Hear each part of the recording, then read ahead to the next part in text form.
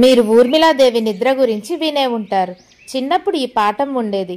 ఊర్మిళ జనక మహారాజు కూతురు, లక్ష్మణుని భార్య. సీతను రాముడికిచ్చి పెళ్లి చేసినప్పుడు సీత చెల్లైన ఊర్మిళను లక్ష్మణుడికిచ్చి పెళ్లి చేశారు.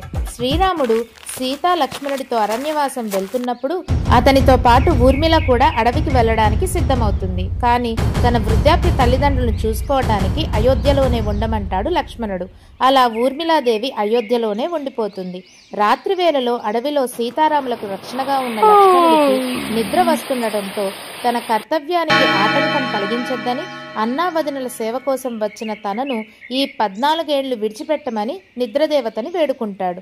నిద్రదేవత అంగీకరించి నిద్ర ప్రకృతి ధర్మమని తన నిద్రను ఎవరికైనా పంచాలని కోరడంతో తన 14 ఏళ్ల నిద్రను తన భార్య ఊర్మిళకు ప్రసాదించి ఆమెకు తన అభిప్రాయం తెలియజేస్తే తప్పక అంగీకరిస్తుందని లక్ష్మణుడు చెబుతాడు. భర్త కోరిక ప్రకారం ఊర్మిళాదేవి సంతోషంగా నిద్రను పంచుకుంటుంది. అలా నిద్రను ఊర్మిళ స్వీకరించడంతో లక్ష్మణుడికి మేఘనాథుడైన ఇంద్రజిత్తుని సంహరించే అవకాశం దక్కింది. ఈ 14 ఏండ్లను ఊర్మిళాదేవి నిద్రగా పిలుస్తారు. అయితే పట్టాభిషేకమైన తరువాత రాముడు ఊర్మిళాదేవితో మాట్లాడుతూ, తల్లి, వనవాసంలో నువ్వు ప్రత్యక్షంగా మాతో పాటు లేకపోయినా ఇక్కడ నువ్వు చేసిన త్యాగంతోనే మేము అక్కడ అన్ని సమస్యలను తట్టుకొని నిలబడగలిగాము. అందుకే సీతాలక్ష్మణులతో పాటుగా నువ్వు కూడా మా పక్కనే ఆసీనురాలయ్యి ఉంటావు అని వరమిస్తాడు. రాముల వారి అనుగ్రహానికి ఊర్మిళ కళ్ళు చెమ్మగిల్లాయి. కానీ ప్రభు, నాకు నీ పాదపద్మాల దగ్గర చోటు కంటే వేరే వరమేదీ వద్దు. ప్రతిరోజు నీ పాదాల చెంతకి చేరుకొని నా అనుగ్రహాన్ని పొందే నైవేద్య రూపంలో నేను ఉండేలా అనుగ్రహించు అని వేడుకుంటుంది ఊర్మిళ. కలియుగంలో పూరీక్షేత్రంలో నేను కృష్ణుని అవతారంలో వెలుస్తాను.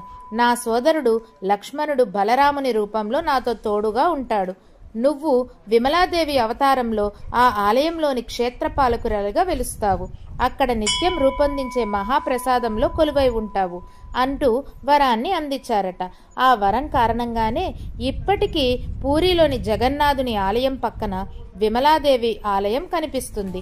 అక్కడ నిత్యం తయారు చేసే మహాప్రసాదాన్ని ఆ అమ్మవారికి నివేదించిన తరువాత కానీ భక్తులకు అందించరని చెబుతారు. పూరిలో నిత్యం 56 రకాల ప్రసాదాలతో నైవేద్యం రూపొందుతుంది.